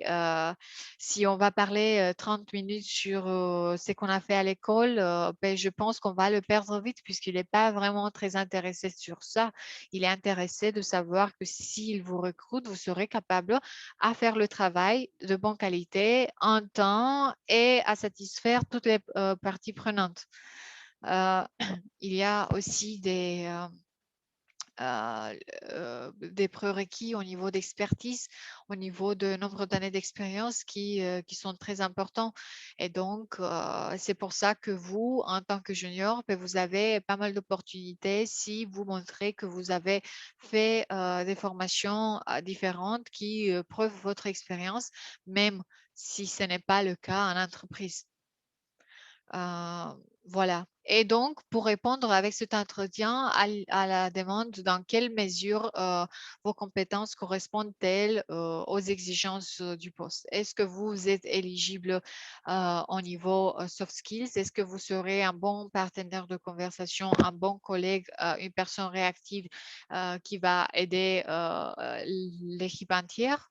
Est-ce que vous serez aussi compétent? Est-ce que vous ne vous précipitez pas lorsque vous vous trouvez dans une situation de stress? Et ce genre d'informations se trouve en premier entretien, mais elle se trouve aussi pour la suite. Voilà. Et donc, quelques petits conseils. Habillez-vous adapté à l'occasion. Ça, c'est quelque chose qu'on regarde souvent en entreprise et ça dépend de rôle parce que si vous êtes développeur, mais en fait, si vous n'avez pas d'interaction avec les clients, ben, vous ne représentez pas vraiment l'image de l'entreprise et vous pouvez aussi vous habiller un peu plus casual. Mais si vous représentez l'image de l'entreprise et vous voyez les clients, ben alors une tenue un peu plus formelle sera exigée. Voilà. Connaissez vos interlocuteurs. Je suis toujours impressionnée quand j'ai des candidats qui s'intéressent sur l'entreprise et aussi qui s'intéressent sur moi-même pour savoir comment s'ajuster à mes propres expériences. Et voilà, soyez bien engagés avec les interlocuteurs, regardez-les dans les yeux, soyez sincères avec eux, faites attention à ce qu'ils disent, ne les interrompez pas, attendez qu'ils finissent leur proposition, soyez intéressés vraiment de ce qu'ils disent et vous comportez-vous normalement. Qu'est-ce que je peux, je peux dire finalement? Je pense que vous avez un peu compris ces astuces comportementales. J'ai une question, Andrea. Sur Oui. le salaire pour un junior, ça tourne autour de combien en général, en moyenne? Bon, avant ou après la crise? C'est cette période. Après la crise, vu que c'est maintenant. Pour un ingénieur, je pense que ça. Après, je donne un petit peu un intervalle. C'est entre 30 et 35 000 euros bruts par mois. C'est à peu près ça, c'est que j'ai vu. Les salaires étaient un petit peu plus grands avant la crise, mais pour un junior, 30 000, c'est un début. Voilà. Mais après, ça dépend vraiment de l'entreprise et du poste que vous avez, de la fiche et la mission. Mais c'est à peu près ça, c'est que j'ai vu en entreprise. D'accord. Est-ce qu'il y a des autres qui ont d'autres idées sur ça ou pas trop? Ça dépend aussi de l'expérience que vous avez en entreprise, c'est-à-dire que si vous avez 10 ans dans un domaine, vous ne pourrez pas, en tant que junior data, commencer à 30 000. Donc, ça dépend vraiment aussi de l'expérience que vous avez et de poste qu'on vous offre. Parce que si vous êtes vraiment junior et vous sortez de l'école, ben, on peut commencer à partir de 30 000 ou 30 000 et quelques. C'est à peu près ça, ce que j'ai vu. Après, c'est à vous de voir pour la suite si votre style de vie vous amène à pouvoir vivre juste avec 30 000 par an brut. Et vous, chez Devoteam, c'est à peu près la même chose aussi? Je ne peux pas dire vraiment. D'accord. Ouais, ça reste un peu un secret professionnel. Ouais. Non, mais ma gloire, t'as la tchatch, t'inquiète, tu vas réussir à gérer 35 000. Tu peux chercher en Glassdoor, tu vas voir. Mais oui, voilà, renseignez-vous après. Ça dépend, vraiment. OK. Avec ça, je continue un petit peu plus sur la partie des questions d'embauche. Donc, les questions d'embauche sont déjà sur l'éducation, comme vous savez. et la maîtrise technologique que vous connaissez, des aspects comportementaux, mais aussi des aspects de situation. OK? C'est-à-dire que lorsqu'on parle de l'éducation ou des outils, il y a des questions qui arrivent, qui se posent toujours, comme par exemple, comment est-ce que quelles sont les études que vous avez suivies? Quelle partie de vos études vous amène maintenant à dire que vous êtes éligible au poste? Quelles sont les compétences que vous avez acquises? Comment est-ce que vous avez développé ces compétences? Donc, ce sont des questions types qui peuvent apparaître sur la partie éducation et outils technologiques. Voilà. Quels sont les langages de programmation que vous avez eus, etc. Après, il y a des questions sur des aspects comportementaux, c'est-à-dire quel a été votre rôle au sein des équipes, comment vous vous avez débrouillé dans une telle situation pour rendre la qualité la plus grande possible pour votre travail, quelles sont les connaissances techniques que vous avez eu l'occasion d'appliquer. Franchement, en ligne, il y a plein de ressources que vous pouvez lire pour voir un petit peu les questions typiques qu'on pose, parce qu'on ne peut pas réinventer la roue non plus. Et finalement, ces questions, elles seront toujours les mêmes. Et donc, les connaître et savoir comment les répondre et être sincère avec ces réponses-là est extrêmement important pour vous de bien réagir en entretien et pour être confiant que tout va se bien passer. Est-ce que vous avez déjà eu l'occasion de faire des entretiens actuellement sur les postes de data? Non, Non, pas encore. Non plus. D'accord. c'est trop récent, on vient de finir, hein. C'est Mais ça. oui. J'ai une petite question par rapport à cette slide. Par exemple, donc il demande tout ce qui est comment est-ce qu'on a géré nos projets, etc. Est-ce qu'il y a des entreprises, est-ce que ça se fait beaucoup dans les entreprises de demander en fait des références et de contacter ces références-là ou pas? Parce que je sais que moi, aux États-Unis, c'est quasiment un must d'avoir 2, 3 références sur le CV et ils aiment bien appeler justement en amont pour savoir comment est-ce que cette personne a déjà travaillé avec eux, quoi. Oui, oui, c'est vrai qu'en fait, déjà, l'image que tu projettes sur toi-même et sur la qualité de travail est extrêmement importante. Et je vois que de plus en plus souvent en entreprise actuellement, lors des recrutements, on demande des références. Bon, ça, c'est en amont de mon intervention, c'est-à-dire que d'habitude, c'est la ressource humaine RH, c'est l'équipe de RH qui va faire ça. Mais ça m'est arrivé pas mal d'entendre qu'on demande ce genre de références. Et donc, en fait, donner des références, c'est d'assurer le recruteur qu'en fait, on ne dit pas n'importe quoi sur notre historique. Donc, si vous avez des références, donnez-les si elles sont bien. Sinon, voyez juste pour voir s'ils ont vraiment besoin. Mais c'est vrai que les recruteurs, sur des centaines de CV, ils regardent un peu plus les CV qui ont déjà des références et qui peuvent référencer des personnes qui ont des postes liés à ce qu'ils désirent faire pour la suite. Voilà, c'est à peu près la règle. Voilà. Et donc, il y a aussi des aspects situationnels qui rentrent en jeu. Par exemple, comment est-ce que vous avez réagi dans une telle situation? Euh, Qu'est-ce que vous pensez que le rôle actuel va vous demander? Comment est-ce que vous voudrez répondre à tel besoin? Et ça, ce sont des aspects situationnels qui sont demandés surtout en grosses entreprises qui ont des centaines et des centaines de CV à recevoir.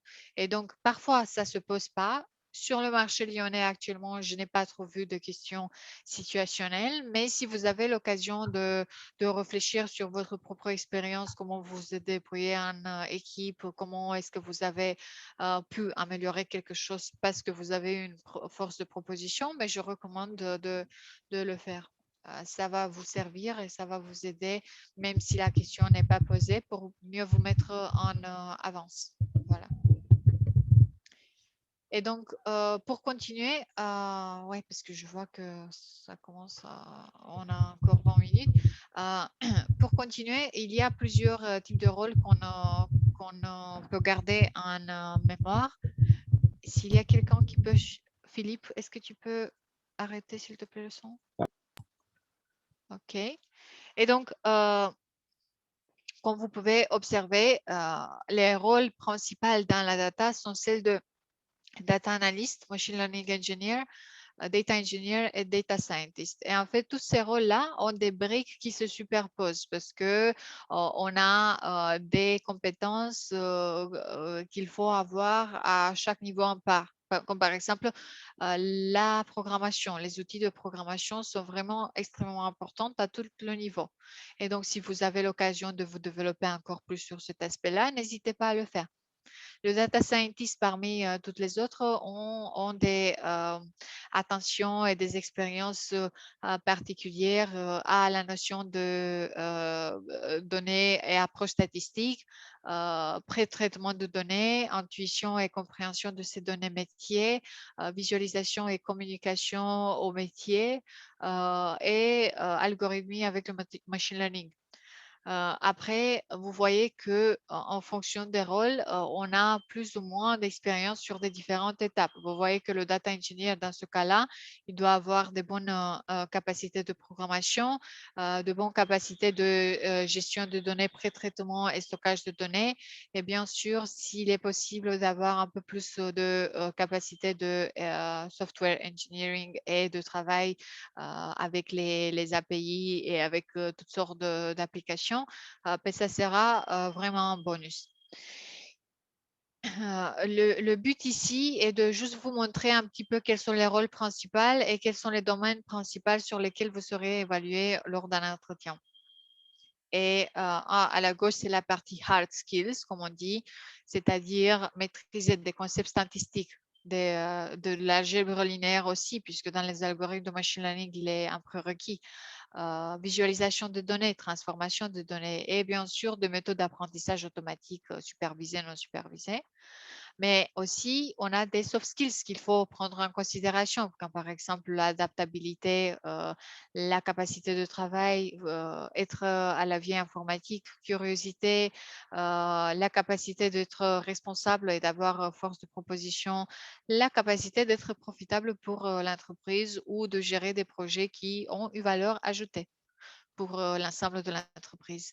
Et voir l'image que vous projetez en dehors de cette entreprise-là est quelque chose de très important qui est pris en considération. Voilà, rapidement. Et donc, ici, c'est un slide que j'aime bien parce qu'il montre en fait qu'est-ce qu'on pense en tant que data scientist qu'on va faire lors de notre travail sur toute la vie et qu'est-ce qu'on fait en réalité.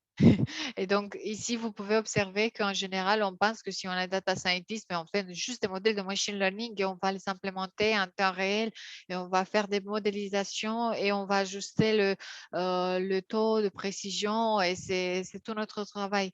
Mais en fait, ce travail-là, il n'est que maximum 15% de tout le travail qu'il faut faire en tant que data scientist.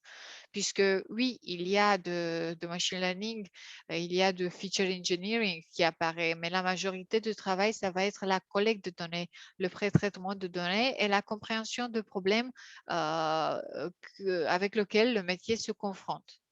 Et donc, vous voyez bien que l'expectation, c'est que on travaille sur des modèles de machine learning, mais la réalité, c'est qu'on travaille plutôt sur des données, le stockage de données, la gestion de ces données, le nettoyage et la collecte en grosse partie. Mais ça dépend, parce que si vous avez de la chance et que vous faites embaucher par Google dans l'équipe de leur machine learning engineer, forcément que ce que vous attendez, ça va être la réalité, mais on n'est pas tous des génies, quoi. Voilà. Mais c'est juste pour rigoler un petit peu.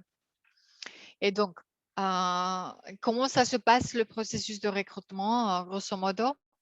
Mais en fonction de la taille de l'entreprise, une start-up ou une plus grande entreprise, vous pouvez rencontrer des différents profils de recruteurs en passant par des différentes étapes d'entretien. Dans la plupart des cas, les entretiens techniques comportent 3 étapes formelles. La première étape qui est l'écran technique ou le téléphone, c'est-à-dire on a la première rencontre avec le recruteur, là où, en fonction du CV, on va avoir l'occasion de présenter nos capacités pour une première fois. En deuxième étape, c'est un entretien à distance ou face à face. C'est un entretien un peu plus de qualification technique qui apparaît, où vous devez vous exprimer et vous montrer, expliquer les compétences et pourquoi vous êtes éligible de point de vue technique. Et un troisième étape, c'est un entretien sur site ou en direct avec le responsable de l'agence où vous allez répondre devant vos interlocuteurs, encore une fois, pour rassurer que les premières 2 étapes se sont bien passées. Voilà, c'est à peu près ça, l'étape de recrutement. Vous voyez ici que ça dépend en fonction de la complexité de tout ce processus-là. OK.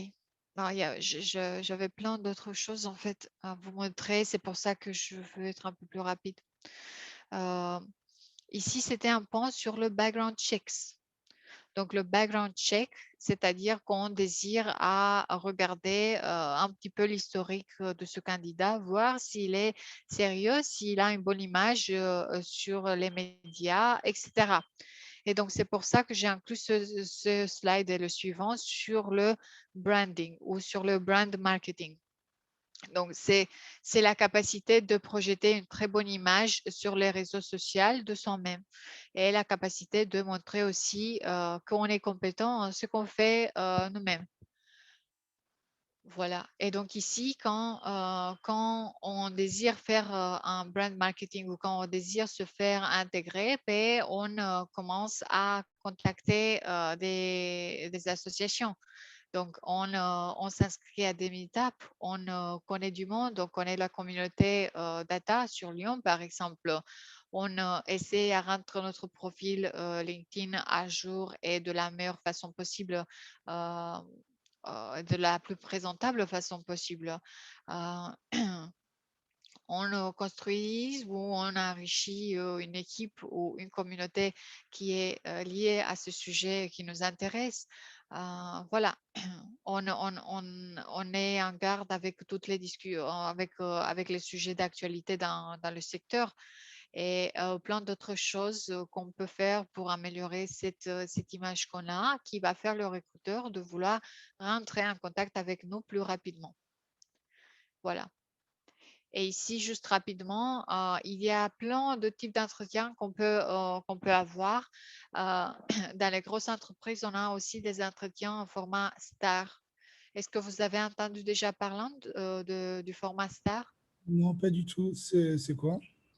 Et c'est un type d'entretien situationnel et une technique pour poser et répondre aux questions d'entretien comportemental de manière très structurée en fonction d'un format particulier. Et donc, quand par exemple, on nous demande expliquez-nous une situation quand vous n'avez pas été d'accord avec votre manager, quelle a été la méthode dans laquelle vous avez essayé de résoudre le problème. Pourquoi vous rigolez tous là? Vous vous moquez de moi ou... Non. Damien, depuis 3 heures. Ok, je rigole. Ah, mais je pense que... Non, non, du tout, c'est pas lié à ça. Je suis avec des... Bref, je suis avec des amis, c'est pour ça. Ah oui, ok, tu fais la fête déjà. Non, non, du tout. Ok, et donc en fait, il y a, je rigolais, ne t'inquiète pas. Il y a cette manière très structurée de pouvoir répondre dans une façon organisée, de faire un cheminement de votre pensée et de l'expliquer au recruteur, tout simplement. Et donc ici, je vous donnerai juste comme exemple que selon l'entreprise, il y a plus ou moins de temps qui va passer pour un processus de recrutement en fonction des très grosses entreprises. Et donc, vous voyez que pour les compagnies Big Tech, on a voire parfois plus de 3 ou 4 semaines pour faire ces entretiens et que vous voyez, il y a plein d'étapes qui peuvent s'enchaîner. par rapport à ça. Mm. Voilà, dans ce slide-là, je me rends juste compte que j'ai mis peut-être un peu trop d'informations. Est-ce que ça vous dérange justement cette présentation comme ça ou je skip quelques slides pour arriver un peu plus loin? Ça peut vous intéresser? Euh, Après, je suis pas j'ai l'impression d'être tout seul, moi. Mais je sais pas trop. Pour moi, c'est lisible. Ah, si tu veux, enfin, vu qu'après on aura les slides, je pense, si tu veux les sauter, on pourra retourner dessus ensuite. Oui, oui, oui, voilà. Ouais. Donc, je pourrais partager les slides à Arturo Mhm. si jamais vous êtes intéressé. Mhm. Mais bon, ici, c'était juste l'idée de montrer que, en fait, en fonction d'éducation et en fonction la demande sur le marché en tant que data scientist ou candidat data, en fonction de niveau de diplôme et en fonction de domaine d'études. Voilà. Ici, c'est juste le fait de dire que si on désire travailler dans le domaine data, il est très important de maîtriser un langage de programmation comme Python ou R et SQL aussi pour la gestion de données. Voilà, donc c'est à peu près cette idée-là. Le fait que l'analyse de données et les approches statistiques sont importants, mais aussi la connaissance des données structurées et non structurées, le fait de coder avec un SQL et de faire du feature engineering, qui peut être très intéressant. Voilà. Ensuite, Est-ce que pour tu la aurais éventuellement un exemple à de partager de tests techniques Euh, ben, moi, je ne donne pas de tests techniques. En fait, j'ai juste une discussion et je pose des questions que j'adapte en fonction de la fiche descriptive du poste. Il y a des entreprises qui donnent, par exemple, des tests sur Python directement et suite au résultat, elles contactent ou pas le candidat. Mais chez nous, cet aspect-là n'est pas encore mis en place parce que d'habitude, les projets data qu'on a sont des projets sur lesquels je peux intervenir moi-même. Et donc, en fait, les questions sont vraiment liées à leur connaissance technique par rapport à ce genre de projet. Donc, je ne donne pas des entretiens de tests écrits ou je ne fais pas du coding. Je porte juste une discussion technique avec le candidat en phase de qualification technique. Moi, j'ai une petite question pour rebondir un peu sur ce qu'a dit Jérôme. Oui. Par exemple, dans les tests techniques et le coding, justement, est-ce que c'est quelque chose qu'ils envoient, par exemple, la veille au soir et ils disent, bon, bah, vous bossez dessus, vous nous envoyez le truc, ou c'est du live coding directement lors des entretiens? Ben, ça dépend d'entreprise. Par exemple, chez Amazon, c'est un live coding en entretien. Et il y a quelques entreprises un peu plus petites qui donnent le test et qui disent on attend la réponse, mais ne changez pas de table puisqu'on va le voir si vous avez triché ou pas. Voilà. Donc, ça dépend vraiment d'entreprise puisqu'il y a tellement de plateformes d'évaluation technique actuellement que je ne pourrais pas aller si loin pour vous donner plus de détails. C'est vrai que je ne me suis pas vraiment renseignée. Mais juste pour vous donner un exemple de ce que je cherche, et bien sûr, on garde toujours l'attention sur le type de mission qu'on propose, mais on peut avoir des questions très théoriques, par exemple sur des notions statistiques ou de machine learning. Qu'est-ce que c'est la rétropropagation, par exemple, ou comment est-ce que vous définissez le taux d'apprentissage, ou comment est-ce que vous faites la réduction de dimensionnalité, qu'est-ce que c'est le feature engineering, etc. Ça, ce sont des questions théoriques que je peux demander. Après, il y a des questions un peu plus pratiques. On peut demander, par exemple, je peux voir demander quelle est la formule d'une régression logistique ou quels sont les packages principaux que vous utilisez pour appliquer tel modèle algorithmique ou quelles sont les techniques que vous utilisez pour gérer le suréchantillonnage ou sous-échantillonnage. Et donc, ce sont liés vraiment à des problématiques de coding algorithmique. Voilà. Voilà. Et donc, c'est à peu près ça ce que je voulais dire par rapport à peut-être que je peux vous donner 2-3 questions en plus. Est-ce qu'il y a des choses que vous avez retenues ou que vous voudrez discuter encore un petit moment, peut-être? J'ai juste une question. Est-ce Oui, que là, en fait, les questions qui étaient sur les slides précédentes, elles sont, oui. enfin, elles me rappellent des choses, mais je ne saurais pas bien l'expliquer avec mes mots parce que c'est un peu récent dans ma tête et donc du coup, ça va prendre du temps à pouvoir l'évoquer bien, quoi. Avec Lequel? mes propres mots. Bah, juste toutes les questions là qu'il y avait. Est-ce qu'il y a des ressources sur Internet qui nous permettent de, je sais pas, de s'entraîner en fait sur ce genre de questions Bah, Oui, pour, ouais, pour utiliser ses propres mots, répondre sur des questions techniques. mais oui, mais de toute façon, vous allez utiliser vos propres mots pour répondre à des questions techniques parce que vous n'allez pas lire de quelque part. Mais l'idée est que vous pouvez chercher. Il y a plein de ressources en ligne qui vont vous dire top 100 questions typiques qu'on pose un entretien de qualification technique. Et ça, c'est un bon début, c'est-à-dire que selon la mission que vous avez et selon le profil du recruteur et celui qui vous évalue de façon technique, ben, vous allez devoir vous préparer. C'est pour ça que je dis, en fait, quand vous allez à un entretien technique, il est très bien de se préparer parce qu'il y a plein de choses que peut-être vous n'avez pas regardées ou vous n'avez pas vues entièrement. Et donc, forcément que si vous vous appliquez pour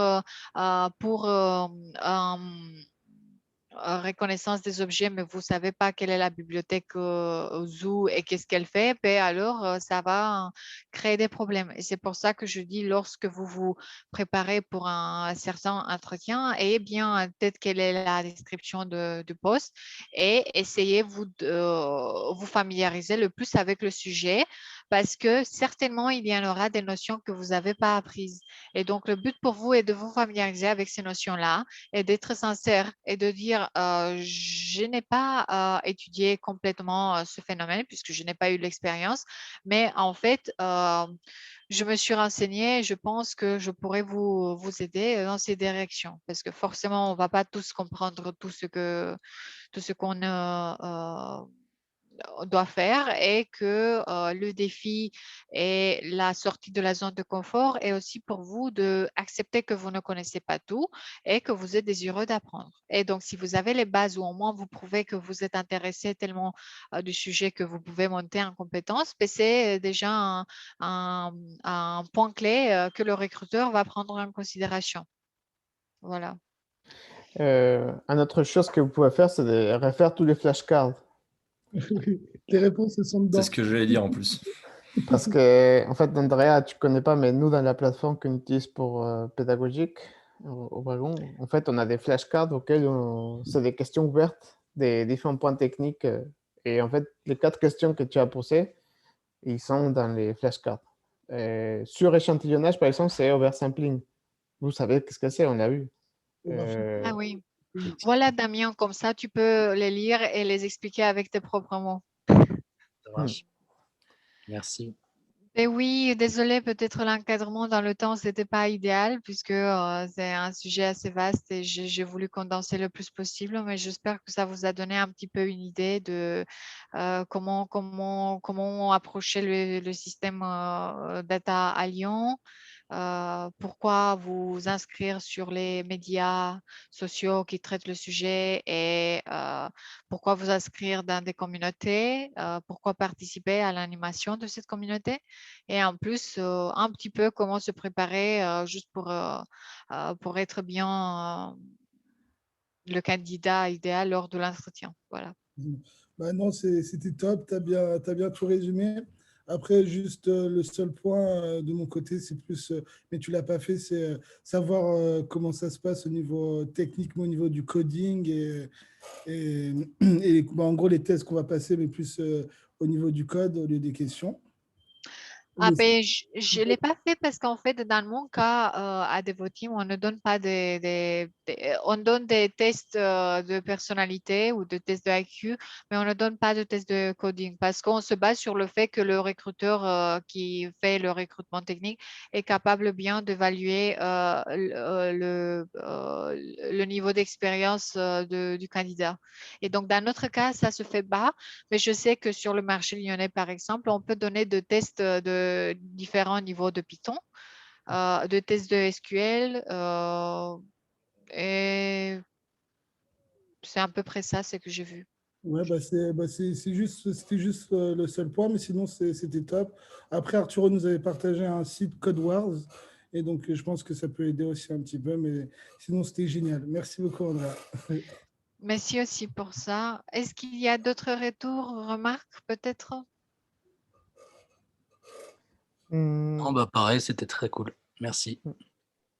Il y a peut-être une autre occasion, on fera un point sur vos CV, mais Oui, oui, c'est vrai qu'il y en avait un point sur le CV que j'aurais dû faire aussi, mais le temps n'a pas permis et je dois vraiment me déconnecter pour une autre réunion que j'ai. ouais, pas de Donc, souci. si jamais, Arturo, tu veux que je fasse une deuxième intervention sur la partie de CV, Non, ou au pire, non. il te rajoute par LinkedIn et si jamais il veut avoir un retour sur son CV, il peut te contacter directement en offline. Comme ça, Oui, voilà. Mm. D'accord, ben, avec plaisir. Merci encore une fois pour l'invitation. Et j'espère que j'ai répondu en gros à vos questions. Il y a plein d'autres, je suis sûre, mais c'est tout à fait normal. Euh, je vous souhaite vraiment bonne continuation d'échanger avec vous et merci pour votre attention, vraiment. C'était top. Au revoir. Merci. Merci Merci. beaucoup. Merci, Merci. Merci Andrea. beaucoup, Andrea. Merci aussi. Merci beaucoup. À Au une revoir. prochaine.